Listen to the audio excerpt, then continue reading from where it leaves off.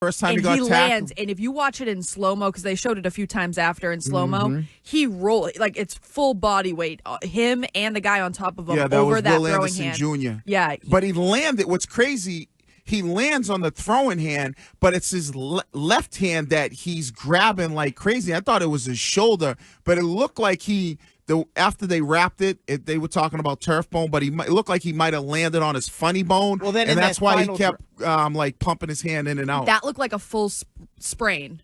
Like if I'm watching guys that sprain their throwing hand or their wrist on their throwing hand, that's what it looked like. It moved in a way that it shouldn't have. Are you talking about the first one? Yeah, when he gets smoked from behind. Yeah, but he's grabbing his left arm. I know, but I'm just saying, moving forward, watch that. Yeah, and then that last drive was the one where he kept like flexing his hand, his right hand, his throwing hand. Was he sacked 8 times? Yeah.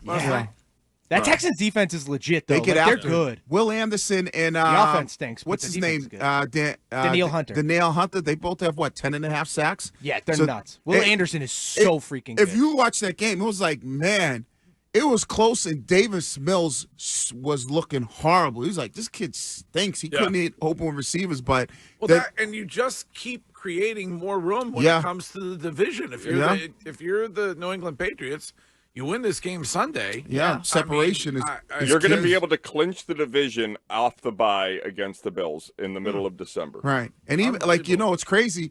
After looking at it, it's like, all right, and the Bills got to go to Philly, too. So it's almost like you look at this, like, even if you stub your toe against the Bills or Baltimore, you still have created so much space for yourself that you'll be in a good position. And that's why if you're the Bengals, you play Burrow this weekend, because the AFC, if you can, somehow, I know their schedule is impossible, but the Chiefs and the Bills, everybody's preseason AFC title game rematch are completely not even anywhere resembling what they were. They're going to have to win they're going to have to win the AFC North, so they're going to have Cincinnati's going to have to say, okay, we got to win these games, and hopefully we can catch Pittsburgh, and maybe Pittsburgh will stumble a little bit, and we can catch Baltimore, because what are they, 3-7? And I don't know. Yeah, they have to win 6 of their final 7 to even have a hope. Yeah, so it's going to be tough for them. But, if you can get Joe Burrow back, that's where you start.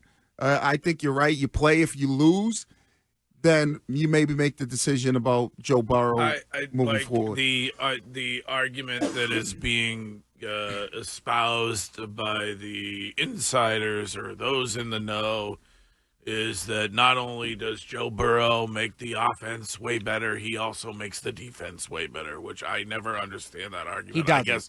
I guess because they're off the field. And maybe a score.